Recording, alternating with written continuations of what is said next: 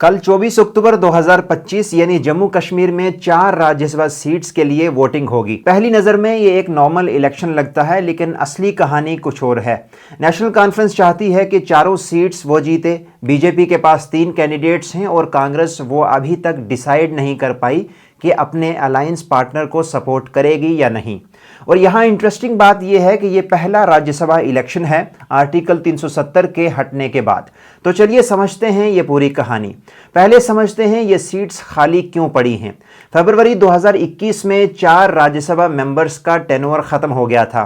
तब जम्मू कश्मीर में असेंबली नहीं थी, प्रेसिडेंट रूल चल रहा था। आर्टिकल 370 हटा दिया गया था और इलेक्शंस नहीं हो सके। पौने 4 साल बाद अक्टूबर 2024 में पहली बार असेंबली इलेक्शंस हुए। एनसी और कांग्रेस ने मिलकर जम्मू कश्मीर में हुकूमत बनाई और अब फाइनली इन 4 सीट्स के लिए वोटिंग का वक्त आ गया है। याद रहे कि यह पब्लिक वोटिंग नहीं है, एमएलएज वोट करेंगे प्रोपोर्शनल रिप्रेजेंटेशन सिस्टम से। करंटली असेंबली में टोटल 90 इलेक्टेड मेंबर्स थे, लेकिन इफेक्टिव स्ट्रेंथ अब 88 है, क्योंकि एक बीजेपी एमएलए देवेंद्र सिंह राणा का देहांत हो गया और उमर अब्दुल्ला ने बडगाम सीट छोड़ दी, गांदरबल रखी। नेशनल कॉन्फ्रेंस की अगर हम बात करें तो एनसी के पास 41 एमएलए हैं, कांग्रेस के पास 6 एमएलए हैं। एनसी को सपोर्ट करने वाले इंडिपेंडेंट एमएलए 5 हैं। वहीं सीपीआईएम के एक MLA Mohammed Yousuf Tarigami. Total votes अगर हम देखें तो एनसी के पास 53 यानी 53 वोट्स हैं।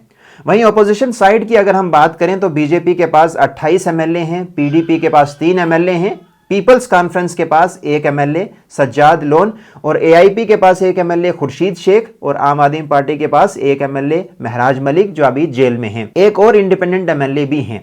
एक सीट जीतने के लिए रफली 18 वोट्स चाहिए होते हैं। नेशनल कॉन्फ्रेंस ने 4 कैंडिडेट्स को नॉमिनेट किया है। चौधरी मोहम्मद रमजान सीनियर लीडर कुपवाड़ा से, Shami Oberoi party treasurer, Sajjad Kichloo former minister Kishtwar से और इमरान नबी डार यूथ लीडर। बीजेपी ने 3 कैंडिडेट्स मैदान में खड़े किए हैं। सतपाल शर्मा जेएंडके के बीजेपी प्रेसिडेंट, गुलाम मोहम्मद मीर कश्मीर से और राकेश महाजन बीजेपी वाइस प्रेसिडेंट।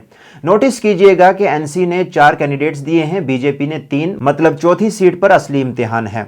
और यहां से शुरू होती है असली कहानी। जब सीट एलोकेशन की बात आई तब एनसी और कांग्रेस में तकरार हो गई। कांग्रेस चाहती थी कि उन्हें पहली या दूसरी सेफ सीट दी जाए जहां जीतना पक्का हो। एनसी ने कहा चौथी सीट ले लो। कांग्रेस का जवाब था नहीं। कांग्रेस प्रेसिडेंट तारिक हमीद करान ने 12 अक्टूबर को ऐलान किया कि वो राज्यसभा इलेक्शंस नहीं लड़ेंगे। अनसेफ सीट उन्हें नहीं चाहिए। कोalition पार्टनर होने के नाते सेफ सीट उनका हक था।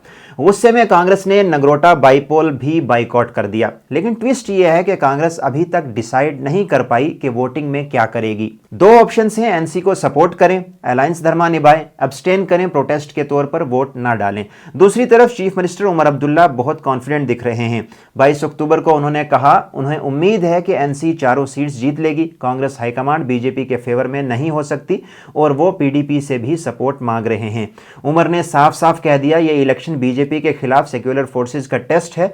जो वोट नहीं डालेगा या बीजेपी को वोट देगा वो बीजेपी का दोस्त है।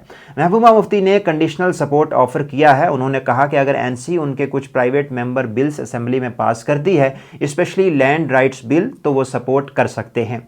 याद रहे कि पीडीपी के 3 एमएलए इन इलेक्शंस में गेम चेंजर बन सकते हैं। वहीं People's Conference chief Sajjad Lone ने बहुत स्ट्रांग स्टेटमेंट दी। उन्होंने कहा कि वो एनसी को वोट नहीं देंगे। अगर कांग्रेस या कोई और पार्टी होती तो वोट देते, लेकिन एनसी को नहीं। यह उमर अब्दुल्ला के लिए एक बड़ा सेटबैक है, क्योंकि हर वोट काउंट होता है। बाकी इंडिपेंडेंट एमएलएज की अगर हम बात करें तो एआईपी एमएलए खुर्शीद शेख ने कहा कि वो अपनी कॉन्शियंस के मुताबिक वोट देंगे। इंडिपेंडेंट एमएलए शबीर कुले की अगर बात करें, शोपियान से हैं, इंडिकेशन है कि वो एनसी को सपोर्ट करेंगे।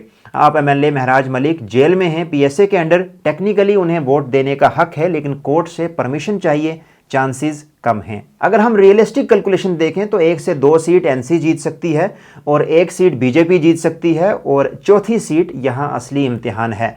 एनसी को चाहिए 60+ वोट्स चौथी सीट के लिए। करंटली हैं 47, NC plus independents plus CPIM. 6 Congress votes को अगर मिला दें तो 53, 3 पीडीपी वोट्स को अगर मिला दें तो 56 और कुछ और सपोर्टिंग वोट्स अगर मिला दें तो 58 से 60 वोट होते हैं।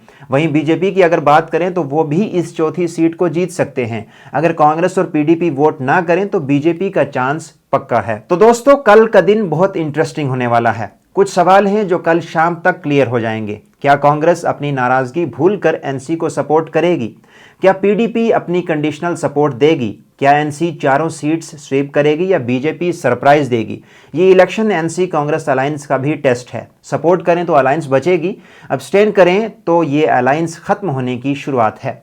बीजेपी के लिए एक सीट भी जीतना बड़ी सिंबॉलिक जीत होगी। मैसेज जाएगा कि जम्मू कश्मीर में अब भी बीजेपी रेलेवेंट है। और उमर अब्दुल्ला के लिए उनकी पॉलिटिकल स्किल्स का टेस्ट है। क्या वो सब नॉन बीजेपी फोर्सेस को यूनाइट कर पाएंगे? कल शाम तक सब क्लियर हो जाएगा। अगर आपको ये वीडियो पसंद आई तो लाइक करें, शेयर करें और रुदात चैनल को जरूर सब्सक्राइब करें। कमेंट्स में बताएं आपको क्या लगता है, कांग्रेस एनसी को सपोर्ट करेगी या नहीं।